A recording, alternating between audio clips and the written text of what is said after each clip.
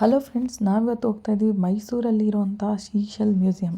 ಇದು Guinness world record ಮಾಡಿರುವಂತಹ ಒಂದು ಸೀಶೆಲ್ ಮ್ಯೂಸಿಯಂ.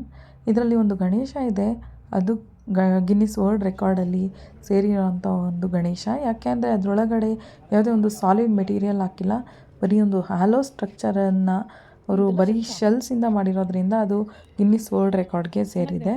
ಸೊ ನೀವು ನೋಡ್ತಾ ಇರ್ಬೋದು, ಇಲ್ಲಿ ಮಾಡಿರೋ ಪ್ರತಿಯೊಂದು ಸ್ಕಲ್ಪ್ಚರ್ ಆಗಿರ್ಬೋದು ಅಥವಾ ಯಾವುದೇ ಒಂದು ಗೊಂಬೆಗಳಾಗಿರ್ಬೋದು ಎಲ್ಲನೂ ಸಮುದ್ರದಲ್ಲಿ ಸಿಗುವಂತಹ ಶೆಲ್ಸಿಂದ ಮಾಡಿರೋದು. ಇದೇ ಆ ಗಣಪತಿ, ಇದೇ ಗಿನ್ನಿಸ್ ವರ್ಲ್ಡ್ ರೆಕಾರ್ಡಲ್ಲಿ ಸೇರಿರೋವಂಥದ್ದು. ಸೊ ನೋಡಿ, ಇದೆಲ್ಲ ವೇಸ್ಟ್ ಮೆಟೀರಿಯಲ್ಸಿಂದ ಮಾಡಿರೋದು. ಪಿಸ್ತಾ ಸಿಪ್ಪೆ, ಗಾರ್ಲಿಕ್ ಸಿಪ್ಪೆ, ಆನಿಯನ್ ಸಿಪ್ಪೆ, ಇದರಿಂದ ಮಾಡಿರುವಂತಹ ಫ್ಲವರ್ಸ್ ಆಗಿರ್ಬೋದು, ಡೆಕೋರೇಟಿವ್ ಐಟಮ್ಸ್ ಆಗಿರ್ಬೋದು. ಅಷ್ಟೇ ಅಲ್ಲದೆ ಇಲ್ಲಿ ನಾವು ವಿಷ್ಣುವಿನ ದಶಾವತಾರ ಕೂಡ ನೋಡ್ಬೋದು. ಅದು ಕೂಡ ಎಲ್ಲ ಶೆಲ್ಸಿಂದ ಕಂಪ್ಲೀಟಾಗಿ ಮಾಡಿರುವಂಥದ್ದು. ಸೊ ನೋಡಿ, ಇಲ್ಲಿಗೆ ಬಂದಮೇಲೆ ಗೊತ್ತಾಗಿದೆ ನನಗೆ ಇಷ್ಟೊಂದು ಥರ ಶೆಲ್ಸ್ ಸಿಗುತ್ತೆ ಸೀಸಲ್ಲಿ ಅಂತ.